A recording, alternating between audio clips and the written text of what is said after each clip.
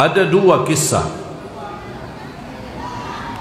Mudah-mudahan Bapak Ibu bisa memahami pesan di dalam dua kisah ini. Ada seorang masuk masjid. Masjid cuman ada 7 orang. Tidak banyak, tidak ramai. Datang seorang anak masuk ke masjid. Ada seorang bapak yang ada di depan. Saya tidak tahu dia mengambil pemahaman itu dari mana. Lihat anak berada di saf pertama sama bapak-bapak, dia dorong anak itu ke belakang. Anak-anak kamu di belakang. Padahal anak itu sendiri. Dan cara menegurnya dan cara memberitahu kepada anak cara yang kasar. Dan ini cerita diceritakan oleh guru saya. Tahu enggak perilaku seperti ini akibatnya apa? Sang anak itu 55 tahun tidak mau salat dan tidak suka masjid.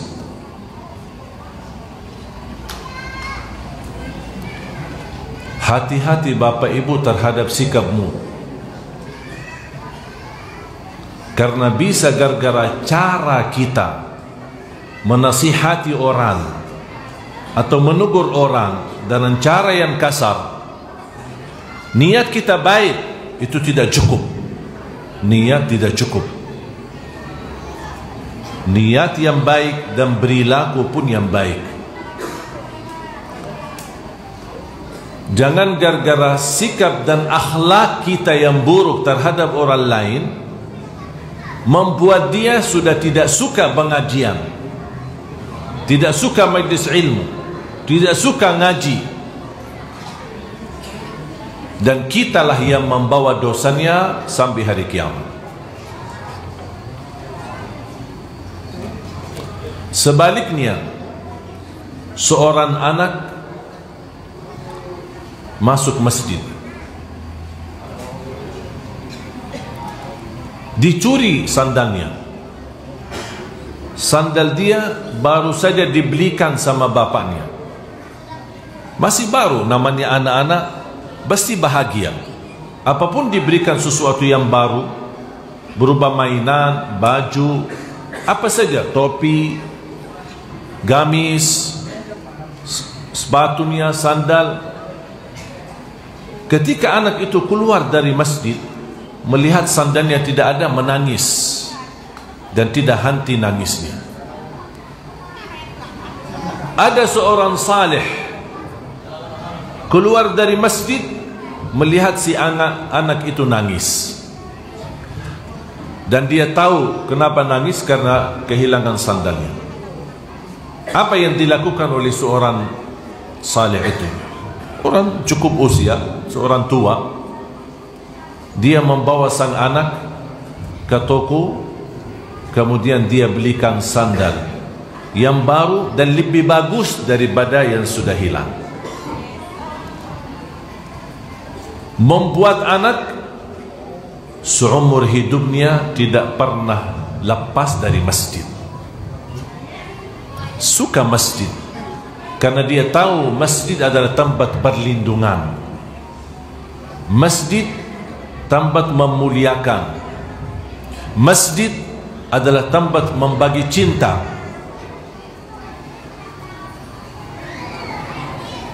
Singkat cerita Bapak Ibu, kalau boleh ingin belajar agama dari awal sampai akhir, menguasai seluruh perintah, seluruh ilmu yang ada di dalam agama, dan kalau kita badatin, mau ambil kesimpulan dari apa yang selama kita belajari dari nol sampai akhir, singkatannya satu kalimat: akhlaqun karimah. Itu inti agama Islam.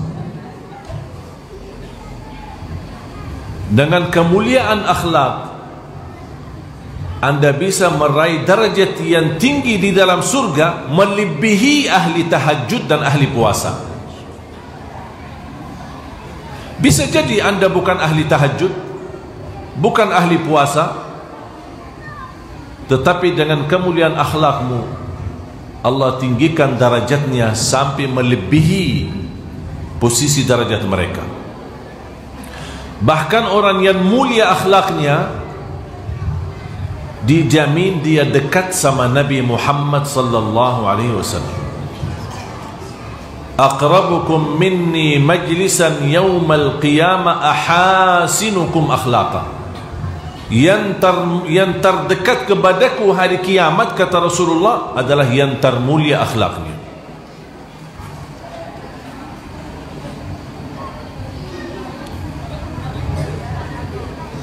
Akhlak adalah perilaku.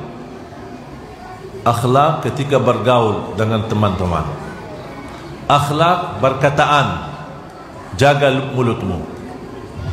Jangan sampai Anda butuh minta maaf. Lebih baik daripada minta maaf sama orang, jaga lidahmu supaya tidak menyakiti dia. Kalau saat kita minta maaf, belum tentu dimaafkan orang yang sudah dinyakiti perasaannya. Kita tidak tahu. Daripada kita gagal nanti minta maaf tidak dimaafkan, nanti kita membawa bebannya. Bisa gara-gara sekali kita menyakiti hancur. Ibarat kata lidah bisa menghancurkan tulang dengan kalimat, apalagi perasaan. Makanya Rasulullah SAW bersabda, "Man kana yu'minu billahi wal yawmil akhir falyaqul khairan aw liyasmut." Barang siapa yang iman kepada Allah dan hari akhir, berkatalah yang baik atau diam. Diam. Lagi-lagi ini kalau orang biasa. Wajib kita jaga kemuliaan akhlak, perilaku, sikap, berkataan. Apalagi orang itu adalah orang tua kita. Apalagi orang itu adalah istri kita, suami kita. Lebih-lebih tinggi darajat kemuliaan akhlak kita di sisi Allah, dan lebih-lebih sengsara dan kehinaan di sisi Allah kalau kita berburuk akhlak bersama keluarga. Kata Rasulullah SAW, yang bisa dikatakan disebut laki-laki, yang benar laki-laki adalah yang termulia akhlaknya sama istrinya. Sampai kata Rasulullah SAW, khairukum khairukum li ahli wa ana khairukum li ahli. Sebaik-baik di antara kalian yang termulia kebaikannya dan akhlaknya sama istrinya. Sampai kata Rasulullah, dan aku orang yang baik sama istriku. Jadi Rasul sebelum memerintahkan, dia menjadi contoh. Makanya tanya seorang, kalau ingin tahu akhlak seorang, tanya dua. Tanya orang tuanya, bagaimana akhlak anaknya. Dan tanya sang istri, bagaimana akhlaknya suaminya.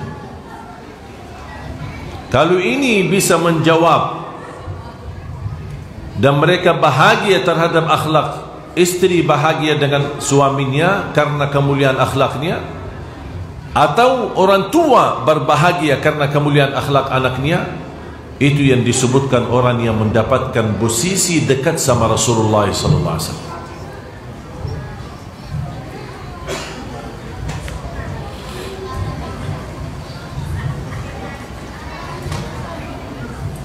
Bapak Ibu jamaah sekalian dimuliakan Allah SWT, termasuk bermulia akhlak ketika amar ma'ruf nahi munkar. Bermulia akhlak ketika seperti majlis ini kita ramai-ramai. Mungkin ada ibu-ibu merasa kesempitan tempat, bergeser sana bergeser sini, tapi hatinya bersih, tidak ada dengki dan iri atau hasud atau rasa sombong. Apaan kok deket nih, bau, Tidak, dia senang karena dia meyakini dan merasakan kesempitan sebenarnya bukan tempat, tapi kesempitan ada di hati. Dia tidak pernah mensoalkan tempat, dan itu tanda kemuliaan akhlak seorang. Sama juga bapak-bapak, kita berduduk bersama-sama, kita tidak pernah mempandangi orang yang ada di samping kita, siapa dia, asal usulnya, tapi kita bersikap baik sama semua orang. Saya yakin yang ada di kanan kiri bapak ibu belum tentu anda bisa kenal lama, belum tentu anda dekat. Mungkin salah satu jamaah, mungkin orang yang posisinya datang dari jauh. Apa yang membuat kita terima dia duduk di samping kita? Bukan bagian dari keluarga, bukan teman dekat, tapi karena Allah subhanahu wa ta'ala. Dan itu tanda kemuliaan akhlak. Masuknya Islam di Indonesia, sambil Indonesia menjadi negara terbesar sedunia penduduknya Islam, tidak lewat perang, tidak lewat permusuhan, tidak lewat berantem, tapi lewat akhlak yang mulia. Sejarah kedatangan para habaib dari Hadramaut sebelum merdeka Indonesia. Indonesia sebenarnya sebelum merdeka ada Indonesia. Jangan ada orang berpikir Indonesia baru datang habis merdeka. Sebelum merdeka ada negeri kita Indonesia, cuma dijajah.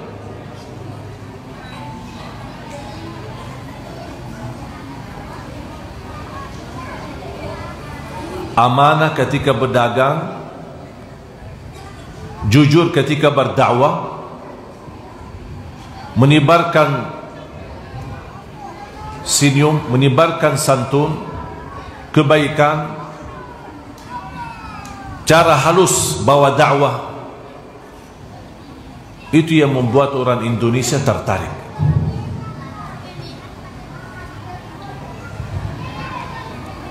Makanya saya selalu doakan para ulama yang Allah anugerahkan mereka berhijrah dari Hadramaut, dari sana ujung di Arab.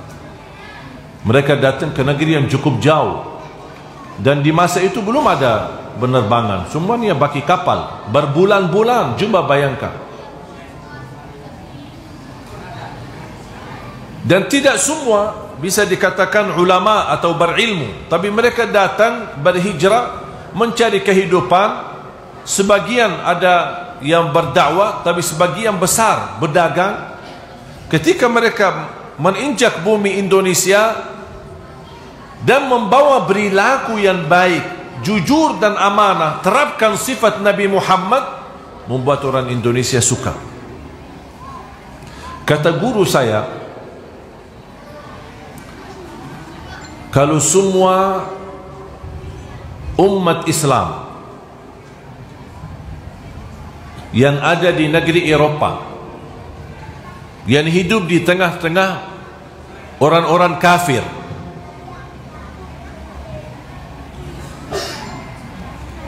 ada warga Indonesia bikin persatuan, lembaga atau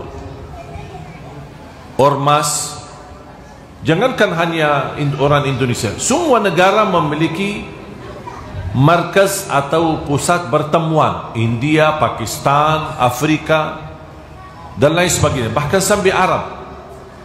Kata guru saya, kalau semua orang yang Islam yang ada dan hidup di tengah negeri-negeri kafir, kalau semuanya terapkan akhlak Nabi Muhammad, tidak usah dakwah, akhlak, terapkan akhlak Nabi Muhammad, akan terwujud firman Allah subhanahu wa ta'ala, idza jaa nasrullahi wal fath wa ra'aitan nasa yadkhuluna fi dinillahi afwaja. Akan kamu bisa melihat mereka berkelompok-kelompok, berjamaah datang untuk masuk Islam.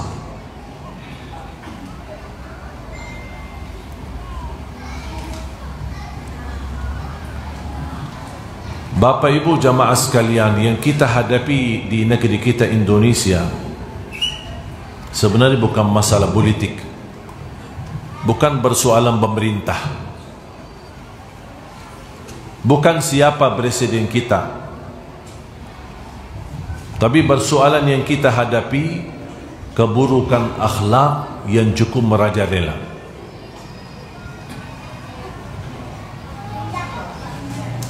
Mau dia pejabat, mau dia pemimpin, mau dia rakyat biasa, mohon maaf Bapak Ibu, cukup banyak tidak menjaga amanah dan kejujuran di antara kita.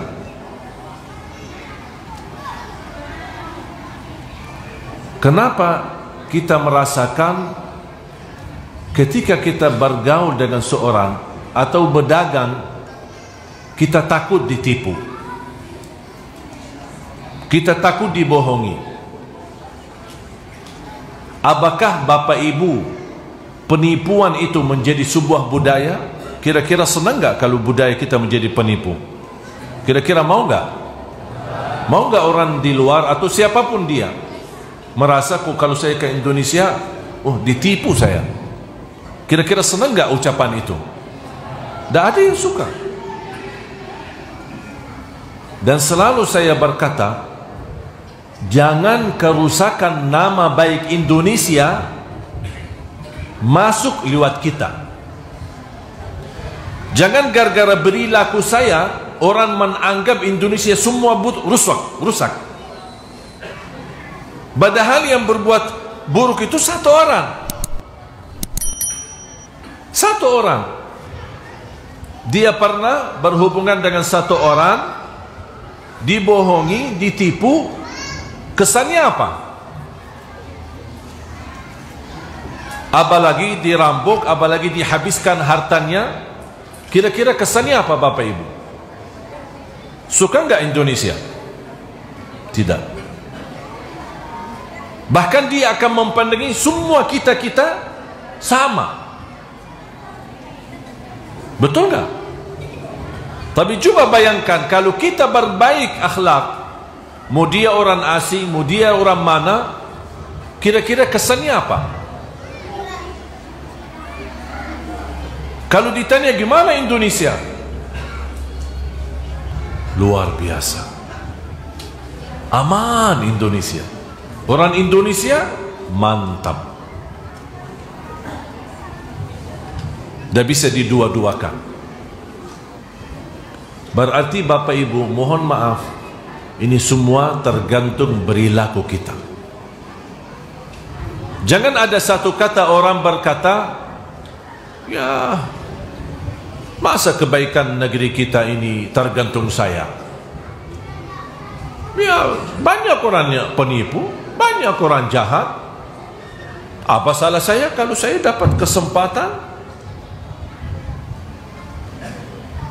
Kalau semua orang berkata seperti ini, akan terjadi kerusakan yang meluas. Tapi kalau semua menjaga akhlak Nabi Muhammad, insya Allah yang ada niat membawa akhlak yang buruk, dia tidak punya tempat di tengah kita. Setuju? Dan mungkin dia punya tempat, karena semua orang yang ada di sekitar kita. Jadi Nabi Muhammad bukan hanya kita menganggap Nabi Muhammad sebagai Nabi kita, tidak. Tapi Nabi Muhammad sallallahu alaihi wasallam ada di dalam diri Bapak Ibu. Orang bisa berhubungan dengan kita, dilihat, oh ini akhlak Nabi Muhammad. Saya lihat mata orang itu Nabi Muhammad, wajahnya Nabi Muhammad, langkah-langkahnya Nabi Muhammad, berdagang Nabi Muhammad. Jadi kita merasakan Nabi Muhammad masih ada di tengah kita. Bukan Nabi Muhammad sudah wafat 1400 tahun yang lalu. Masih ada. Karena kita bukan hanya berkata aku cinta Nabi Muhammad, tapi kita beri laku diri kita menjadi Muhammad. Perbuatan kita terpuji. Coba kira-kira bapak ibu perasaannya gimana? Bahkan keluarga dan anakmu kalau kita meninggal dunia, subhanallah, bapak itu luar biasa, baik, santun, tawadu, tidak pernah suka menyakiti orang lain.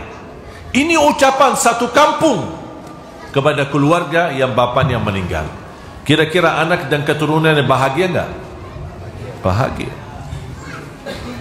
Tapi coba seandainya terjadi sebaliknya, menjadi na'udzubillah tukang rambut, pemabuk, menzalimi orang, menyakiti orang, menambil harta orang, dan ketika meninggal dunia satu kampung, alhamdulillah Allah selamatkan kita, lanjut lagi ke neraka mudah-mudahan. Kira-kira anaknya ketika mendengar ucapan-ucapan satu kampung seperti ini, kira-kira anaknya bahagia enggak? Mungkin tidak bisa tahan dirinya di situ, mungkin pindah, tidak kuat.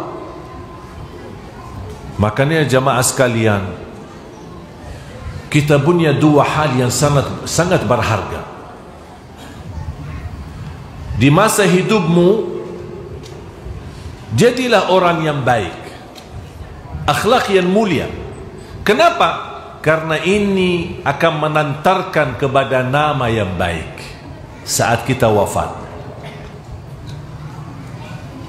Tidak ada yang berani menyebutkan kejelekan kita, walaupun kita sebagai manusia tidak terlepas dari salah,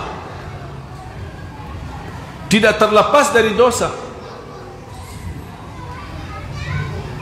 Sampai Rasulullah SAW bersabda, wal kalimatu tayyibatu sadaqah.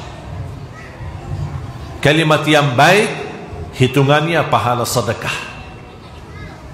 Jadi orang yang tidak punya harta untuk disedekahi masih punya dan kemampuan untuk bersedekah. Lewat apa? Berkata yang baik.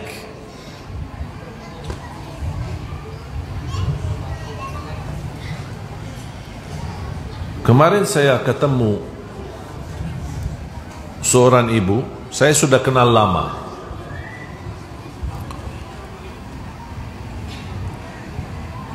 Ketemu, dia datang bersama anaknya. Dan saya tahu ibu ini luar biasa berjuangannya untuk agama dan untuk mendidik anaknya. Begitu bertemu sampai dia menangis. Lama sekali kita tidak berkesempatan jumpa. Ngobrol, bicara-bicara panjang lebar. Dan dia berkata, saya ingin curhat. Ya, silahkan. Curhat apa? Saya ada cerita terjadi saya sama seorang ustaz, dan saya sudah merasa ada sedikit masalah, bisa dikatakan khilaf antara dia sama ustaz tersebut. Dan ustaz itu sangat terkenal dan memiliki kehormatan di tengah masyarakat yang luar biasa.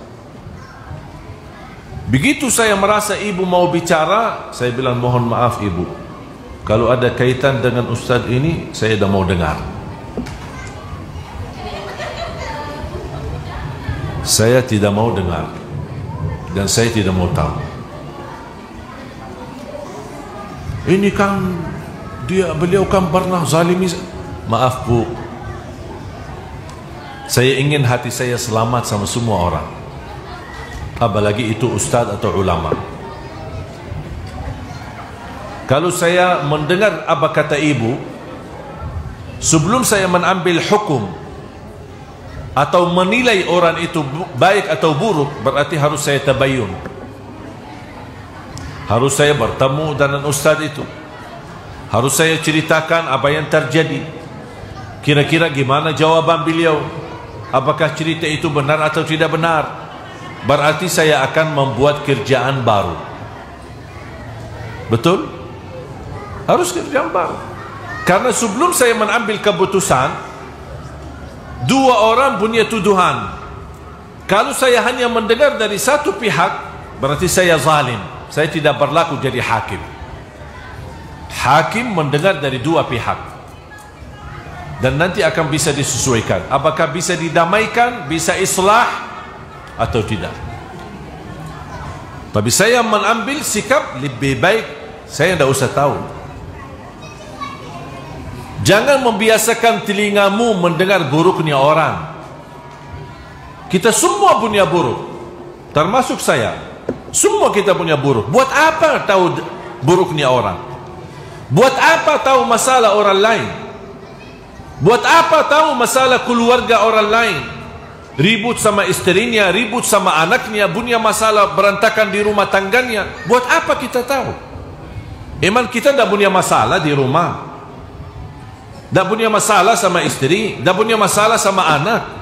Mau enggak kita semua aib kita di rumah terbongkar dan semua orang lihat dan semua orang tahu? Kira-kira mau enggak? Semua kita punya masalah. Makanya kita belajar, jangan suka dengar buruknya orang atau aibnya orang, dan jangan berupaya membuka aib orang. Rasulullah telah menancam dan menjanji, siapa yang berani man tatabba'a aurata akhihi al-muslim tatabba'a Allahu auratah wa fadahahu walau fi jawfi baiti. Barang siapa yang mengikuti aib-aib orang, akan Allah buka aibnya walaupun dia sembunyikan di dalam rumahnya sendiri.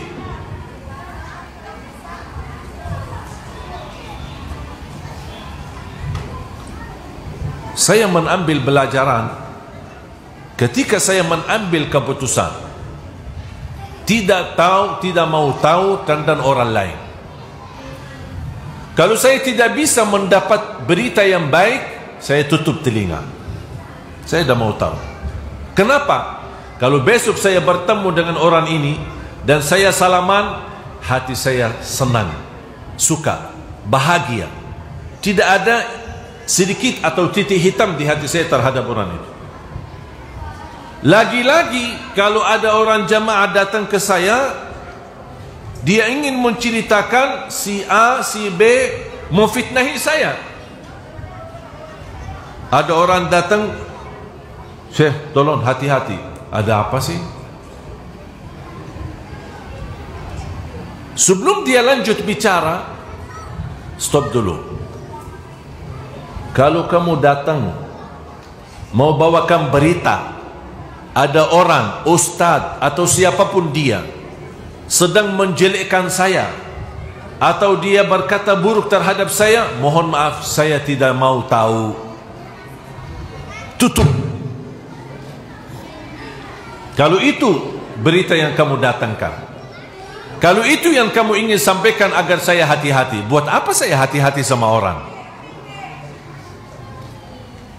Selama saya berilaku mulia akhlak, saya tidak takut orang berburuk akhlak sama saya. Saya tidak takut. Saya belajar bermulia akhlak sama orang lain. Allah yang menjanjikan, idfa' billati hiya ahsan fa idzal ladzi bainaka wa bainahu adawatun ka'annahu waliyyun hamim. Tolaklah dengan perilaku yang baik, karena musuhmu, yang namanya musuh, dengan perilaku yang baik akan Allah jadikan seperti teman sejati. Berarti Allah perintahkan saya perilaku yang baik. Orang ini perilaku baik sama saya, tidak perilaku baik sama saya, itu bukan urusan saya. Saya harus tahu diri.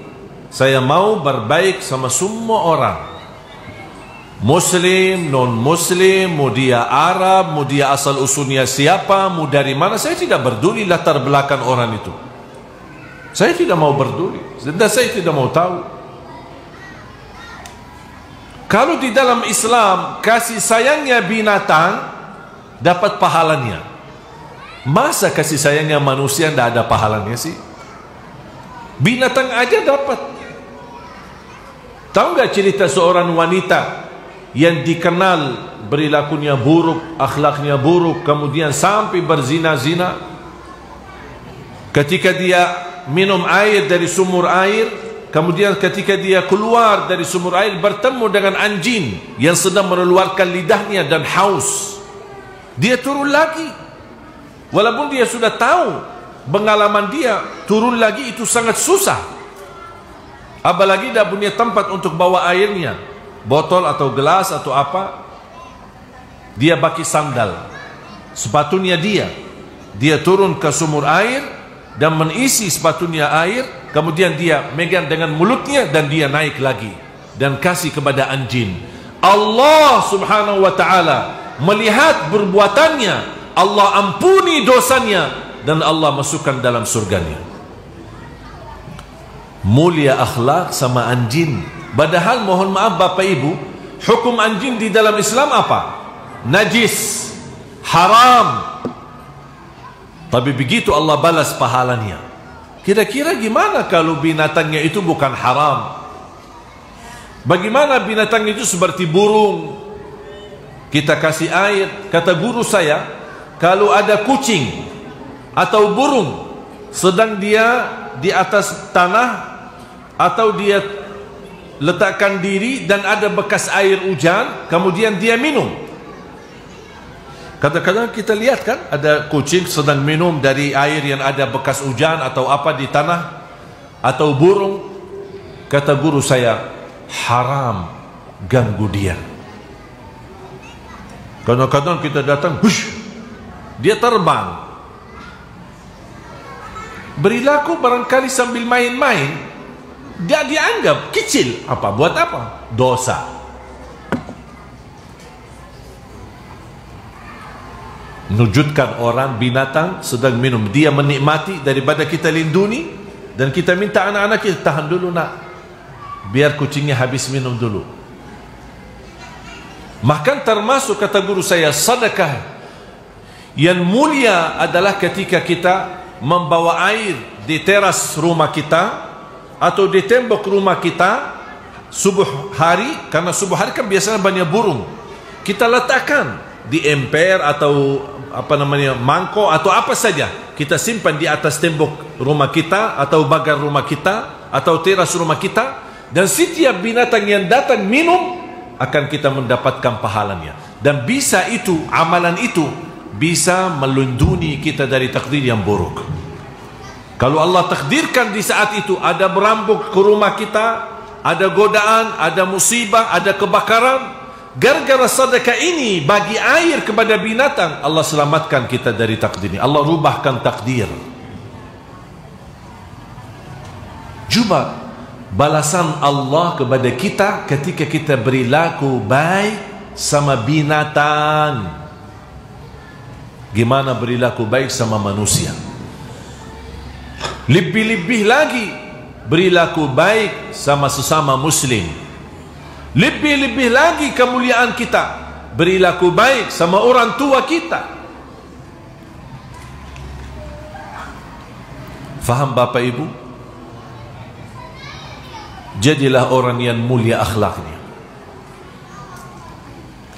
Mohon maaf kalau kita tidak dapat dari kemuliaan akhlak, tidak dapat pahala. Anggap ya, mohon maaf ya, anggap kemuliaan akhlak tidak ada pahalanya, tidak dapat darjat tinggi di surga, tidak dapat apa-apa dari Allah, cuma dapat satu, menjadi orang terpilih dekat sama Rasulullah. Menurut saya itu cukup. Siapa yang tidak mau dekat sama Rasulullah? Kita aja yang belum pernah bertemu dengan Rasul, tidak pernah mempandangi Rasul, merasa sangat rindu Rasulullah SAW. Ingin mempandangi wajahnya, walaupun melalui mimpi. Siapa yang tidak mau? Itu menjadi tanda cinta kita. Apalagi kita terpilih posisi duduknya di samping Rasulullah sallallahu alaihi wasallam.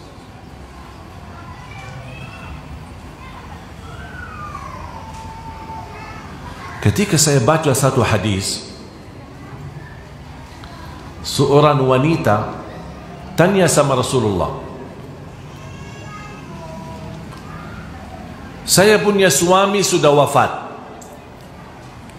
saya masih sangat muda, istilahnya masih bisa nikah, dapatlah jodoh, nikah sama laki-laki lain. Suami saya sudah lama wafat, boleh nggak itu? Boleh kan? Kalau ada seorang wanita sudah suaminya lama meninggal, pingin nikah, boleh nggak? Atau jangan bu, khianati suaminya. Suaminya mana? Kok dibilang berkhianat? Kalau khianat, kalau suaminya ada, kalau suaminya tidak ada, bukan namanya khianat. Dia nikah. Muncullah sebuah pertanyaan datang kepada Rasul, ya Rasulullah, saya sudah nikah, suami saya sudah wafat, saya nikah. Ternyata bukan laki-laki yang nikah lagi, wanita juga bisa nikah lagi. Betul? Bertanyaannya apa seorang ibu itu kepada Rasul? Saya sama siapa nanti di surga? Penasaran kan? Kalau kita belajar, kita bersama keluarga di surga kan? Tapi gimana posisi seorang perempuan yang suaminya 2 atau 3? Saya kenal ada satu perempuan suaminya 17. Saya tidak tahu apakah suami yang kurang suka dengan dia atau dia kurang suka dengan suami. Cerai, begitu habis iddah langsung nikah lagi. Cerai habis iddah nikah lagi sampai 17. Saya kenal baik, saya kenal. Tapi bukan di sini, di Arab ya, bukan di Indonesia. Ada di negeri sana. Jadi bagaimana posisi seorang wanita yang Allah menjanjikan akan dipertemukan dengan keluarga di dalam surga? Terus bagaimana posisi wanita yang suaminya lebih dari 1? Dia sama siapa nanti? Tidak mungkin dia semua bersama suami semua bergauli, tidak boleh. Apa jawab Rasulullah SAW? Dia bersama yang termulia akhlaknya. Subhanallah. Ternyata kemuliaan akhlak itu pengaruh.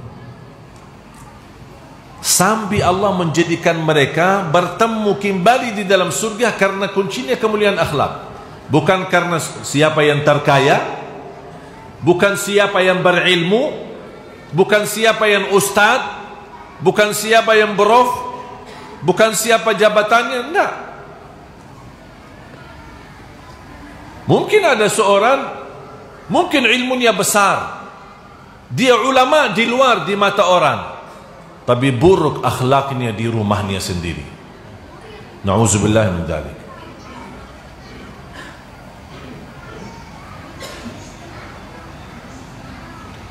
Dan kunci kemuliaan akhlak seorang bukan dia mulia akhlaknya di luar, tapi mulia akhlaknya bersama keluarganya sendiri.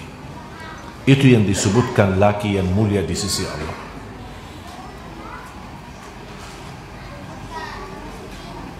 Belajar Bapak Ibu menjadi orang yang baik, walaupun mohon maaf sama orang yang menzalimi kita.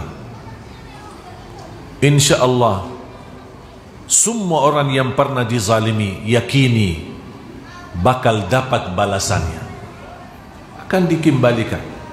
Ada yang merasa hartanya ditipu orang, wallahi dikembalikan, wallahi bakal dikembalikan. Tenang. Allah telah bersumpah, bukan Rasulullah, bukan saya, bukan ulama. Allah sendiri pernah bersumpah, siapapun yang menzalimi orang lain, aku akan kembalikan haknya yang dizalimi di dunia sebelum di akhirat. Wa izzati wa jalali. Apalagi kalau orang yang dizalimi berdoa. Salah satu doa yang makbul orang yang dizalimi, makbul, tidak ditolak. Dan ketika dia mengangkat tangannya bermunajat kepada Allah karena orang ini menyakiti hatinya, menyakiti perasaannya, menzalimi dia dengan sikap dan akhlaknya, atau dia membawa isu fitnah dan dia bermunajat kepada Allah, ya Allah, ini orang zalimi saya, dan Allah tahu dan maha tahu sebenarnya cerita itu apa, dan ternyata betul di mata Allah itu orang menzalimi orang lain. Kata Allah, wa izzati wa jalali, demi kemuliaanku dan keagunganku, aku akan segera tolong orang yang dizalimi dan mengambil haknya dari orang yang menzaliminya.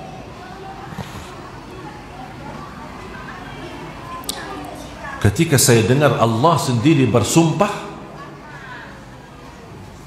saya tidur nyaman, tak pernah takut. Orang fitnahin saya, masalah kecil. Orang caci maki saya, tak ada artinya. Bakal dapat dia gilirannya, bakal dia difitnah, bakal dia dicatuhkan, bakal dia dihina. Tapi bukan saya, tapi prosesnya cara Allah, bukan cara saya. Saya tidak mau ambil hak saya. Saya bisa bela diri, saya bisa menghadap orang, saya bisa berantem, saya bisa berkelahi sambil ambil hak saya. Tapi saya tidak mau mengambil hak saya dengan cara saya. Saya ingin hak saya bisa datang ke saya, tapi dengan cara Allah. Makanya selalu saya banjatkan kepada orang yang terbukti menghina saya, menzalimi saya atau apa saja, saya selalu banjatkan doa, hasbi Allah wa ni'mal wakil. Artinya apa? Dalam urusan ini saya mewakilimu ya Allah, karena Allah sebaik-baik yang diwakili. Sudah. Kalau ada kasus besar, kita mencari pengacara kan? Ketika sudah serahkan pengacara, kita percaya enggak? Percaya sepenuhnya kepada pengacara untuk mengambil hak saya. Gimana kalau pengacara kita adalah Allah subhanahu wa ta'ala? Percaya enggak?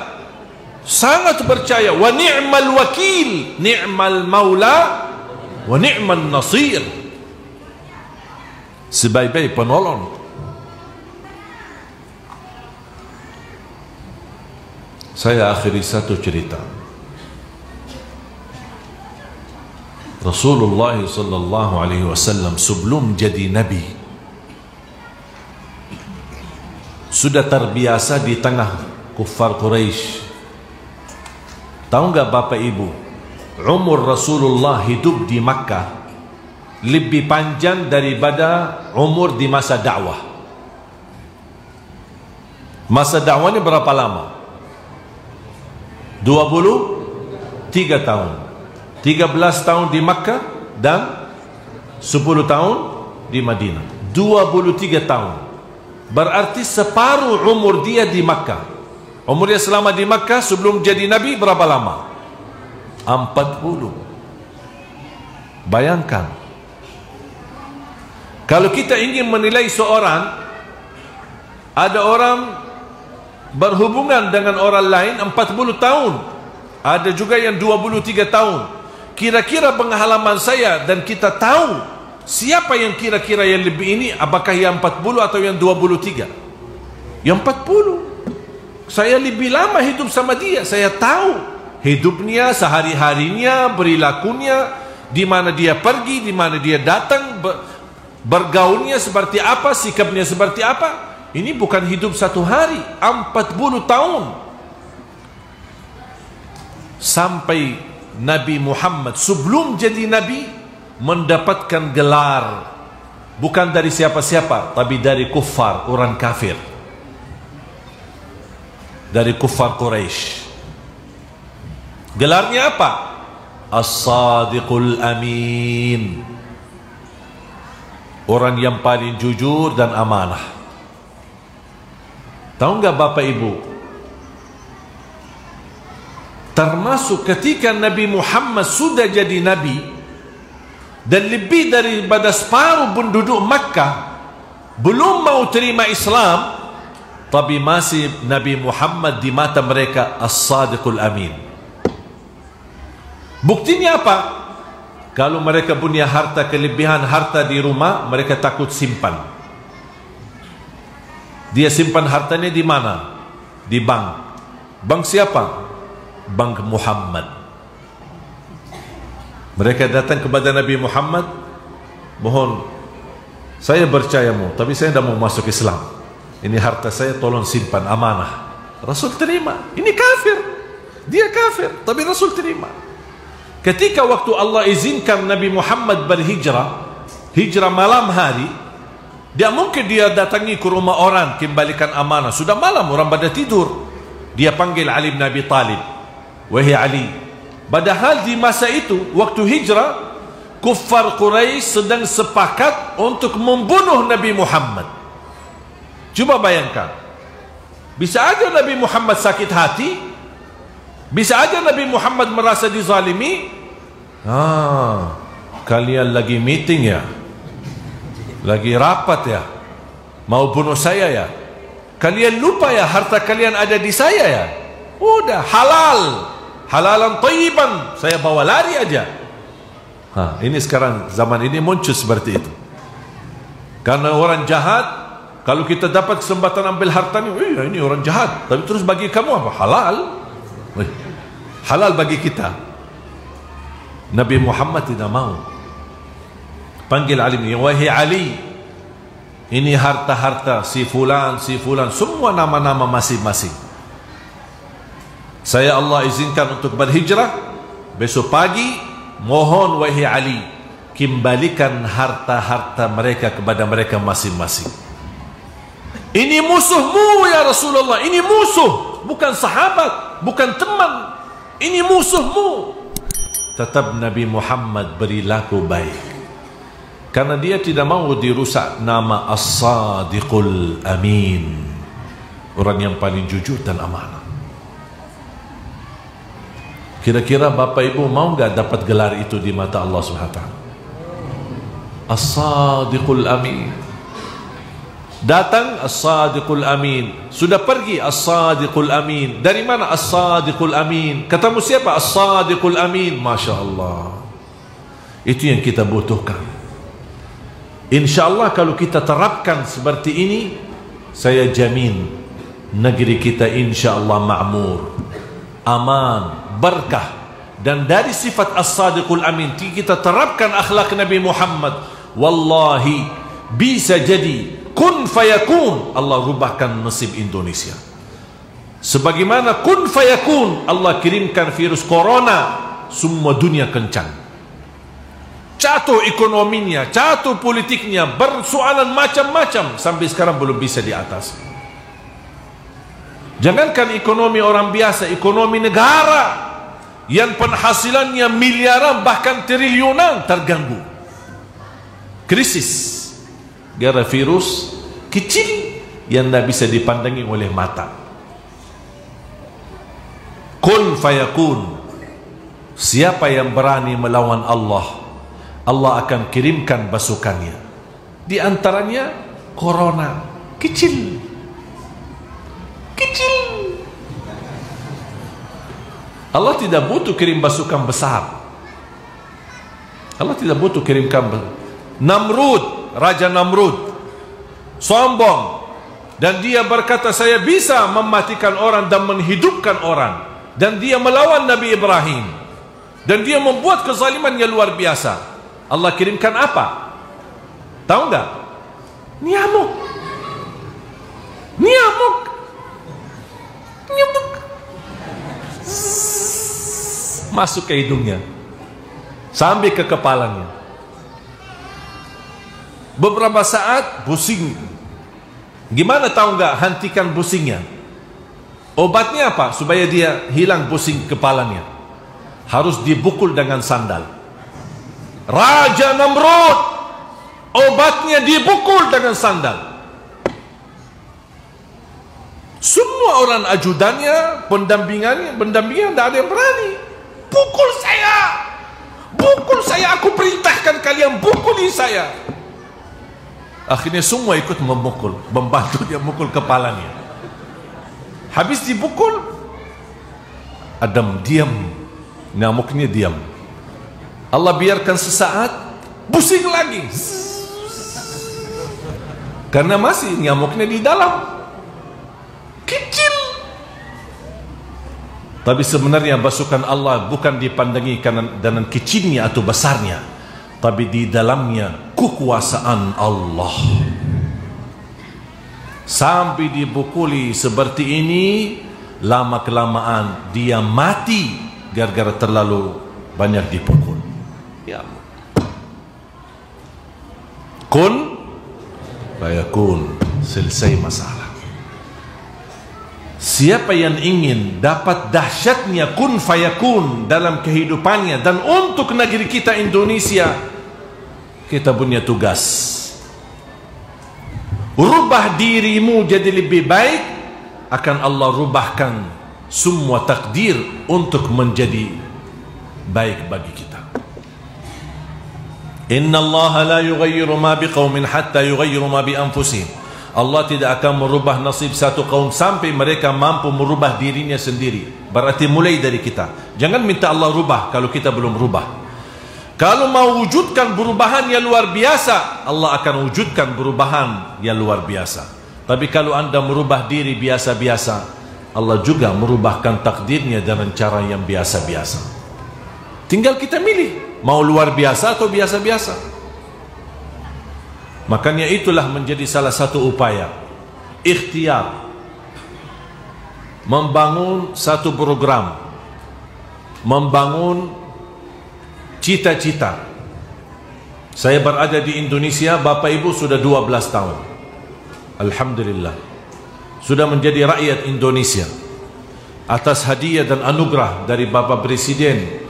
Waktu itu 2011 Bapak SBY, saya diberikan warga negara Indonesia. Semenjak saya menerima penghargaan menjadi warga negara Indonesia, saya merasa memiliki kewajiban yang beban untuk pertama menjaga nama baik Indonesia, yang kedua memuliakan rakyat Indonesia. Dan saya ketika memfikir bagaimana cara saya memuliakan rakyat Indonesia, mohon maaf, saya bukan keturunan Raja Salman. Saya tidak bisa memuliakan dari segi harta karena saya bukan keturunan dari raja. Tapi ketika saya menggali dan mencari bagaimana saya bisa memuliakan rakyat Indonesia, ternyata saya menemukan jawabannya. Kunci kemuliaan Al-Quran. Saya berupaya dan memperjuangkan rakyat Indonesia kembali kepada Al-Quran. Cintailah Al-Quran. Jangan lewat satu hari belum baca Al-Quran. Nikmati Al-Quran. Hidupkan Al-Quran dalam kehidupanmu sehari-hari. Jadikan Al-Quran adalah imam yang membawa kita selamat dan bahagia. Makanya dari program itu dan cita-cita ini terwujudlah program 1 juta penghafal Al-Quran untuk Indonesia. Saya selalu bermunajat kepada Allah, ya Allah, aku mohon jangan cabut nyawa saya sampai 1 juta penghafal Al-Quran untuk Indonesia menjadi kenyataan. Membangun 100 markas untuk mewujudkan cita-cita itu. Dan Alhamdulillah sudah kita mulai programnya, sudah berjalan dan sudah dibangun di beberapa titik. Ada beberapa tempat rumah tahfiz, ada pesantren, dan insya Allah kita kemarin di Pekanbaru bertemu sama seorang jamaah yang sudah ikhlas menwakafkan tanahnya, dan insya Allah kita akan bangun menjadi salah satu markas dari 100, pusatnya di Riau, di Pekanbaru, yang insya Allah akan membangun masyarakat Riau menjadi ahlul Quran di dunia dan di akhirat. Bahkan Alhamdulillah berhasil merayu adik-adik saya. Saya hadirkan 7 adik saya dari Madinah, walaupun mereka belum warga negara Indonesia, tapi insya Allah doakan semoga mereka bisa berwarga negara. 7 orang, karena adik-adik saya jumlahnya 12 timnas. Saya hadirkan 7, dan 5 dari 7 saya jodohkan sama orang Indonesia. Saya jodohkan supaya mereka betah. Saya nikahkan di Indonesia. Yang perempuan saya nikahkan di Indonesia, yang laki-laki saya nikahkan di Indonesia, walaupun lebih banyak laki-laki. Jangan khawatir ibu, masih ada lagi, masih ada. Dan Alhamdulillah adanya adik saya bisa ikut membantu, dan Allah anugerahkan kepada adik-adik saya bisa sudah belajar bahasa Indonesia. Dan Alhamdulillah termasuk adik saya Muhammad sedang berada di Riau, lagi berkeliling dakwah safari dakwah. Mudah-mudahan Allah berikan kemudahan, anugerah untuk membawa cita-cita membangun para penghafal Al-Quran. Cita-cita saya setiap masjid insyaAllah punya imam penghafal Al-Quran 30 juz. Makanya itulah yang menjadi program kami, impian yang kami harap mewujudkan. Kenapa? Karena saya percaya dan yakin dengan Al-Quran insyaAllah Indonesia bisa menjadi lebih baik. Kalau orang berkata Makkah Madinah pusatnya kedatangan Islam, saya jawab Indonesia pusatnya kebangkitan Islam untuk dunia. Makanya jamaah sekalian, kalau anda ingin menjadi berharga di sisi Allah, hargai ini. Selama Al-Quran berharga bagimu, mahal bagimu, imam bagimu, budiman dalam kehidupanmu, insyaAllah anda bahagia selamat dunia akhirat. Mohon doa restu dalam program perjalanan safari dakwah kami semua di setiap titik kami mengajak semua jamaah ikut bersama-sama menjadi keluarga besar 1 juta penghafal Al-Quran. Mungkin Bapak Ibu bisa merasa diri gagal menjadi penghafal, tapi insyaAllah kalau Bapak Ibu berkenan terlibat dalam program ini, insyaAllah terwujud anakmu, cucumu menjadi penghafal Al-Quran. Bisa jadi kita belum bisa menghafal 30 juz, tapi insyaAllah kita akan terus memperjuangkan. Dan kita terlibat dalam program 1 juta penghafal Al-Quran, menjadi keluarga besar ahli Al-Quran, bukan hanya dari segi hafalannya, tapi kita bisa dari segi tenaga kita, fisik kita, ilmu kita, fikiran kita, apapun yang kita bisa. Bahkan bisa jadi infak dan sedekah kita, wakaf kita, semuanya bisa beramal sesuai kemampuannya. InsyaAllah kalau kita bersama-sama, sejauh manapun langkahnya dan jaraknya, kalau kita berlangkah sama-sama, insyaAllah bakal tercapai cita-cita yang kita inginkan. Sampai insyaAllah dari 1 juta penghafal Al-Quran ini akan Allah wujudkan pemimpin negeri kita Indonesia tercinta. Saya sendiri sudah keliling hampir seluruh provinsi di Indonesia. Sampai kata teman saya, kita aja orang Indonesia belum tentu sudah keliling seluruh Indonesia. Dan saya bertemu dengan puluhan bupati, wali kota, dan juga gubernur-gubernur. Dan Alhamdulillah saya bertemu dengan jumlah yang cukup banyak pemimpin daerah penghafal Al-Quran. Tinggal kita sekarang memperluas. Sering saya bertemu dengan para bupati, dan mereka luar biasa semangatnya untuk Al-Quran. Walaupun dia sendiri sebagai bupati belum tentu hafal, dan bahkan belum tentu bisa ngaji, tapi begitu luar biasa. Sampai saya bertemu juga beberapa wali kota yang menyebarkan pengumuman kepada sekolah-sekolah harus belajar Al-Quran di sekolah SD, menjadi keharusan. Bahkan ketika orang tamat dari SD mau ke SMA atau ke SMP, minimal harus hafal juz 30 baru bisa diterima di sekolah. Itu aturan dari daerah-daerah, beberapa daerah yang saya kunjungi. Itu menunjukkan apa? Alhamdulillah, berita gembira, Indonesia semakin dekat sama Al-Quran, dan Indonesia semakin dijamin kemakmurannya dan keberkahannya dengan Al-Quran. Siap Bapak Ibu menjadi keluarga Ahlul Quran? Kita bersama-sama memperjuangkan. InsyaAllah segala perjuangan kita menjadi amal salih yang diterima di sisi Allah, menjadi saksi bagi kita. Ya Allah, saya belum tentu bisa hafal Al-Quran, tapi saksikan ya Allah, infak saya, sedekah saya, harta saya, wakaf saya, tenaga saya, fikiran saya, ilmu yang saya punya, apapun kemampuanku, ya Allah terimalah sebagai saksi agar bisa melipatkan diri saya dan keluarga saya bersama Ahlul Quran, agar nanti di hari kiamat insyaAllah kita semua dapat syafaatnya Al-Quran. Allahumma ya Allah, jadikan pertemuan ini membawa berkah dalam sisa umur kami. Ampunilah segala dosa kami, sucikan hati kami, bersihkan jiwa kami. Aku mohon ya Allah, jadikan kami semua Ahlul Quran, keluarga kami penghafal Al-Quran, keturunan kami yang membanggakan kami di hadapan-Mu hari kiamat. Atas izin-Mu ya Allah, kami sama-sama bertemu di majlis ini. Berilah kepada kami kemuliaan sama-sama bertemu kembali di dalam surga-Mu ya Allah bersama Nabi Muhammad sallallahu alaihi wasallam. Ya Allah, aku mohon untuk semua jamaah yang hadir selepas majlis ini, masing-masing pulang sudah dituliskan namanya mendapatkan syafaatnya Al-Quran. Amin ya rabbal alamin.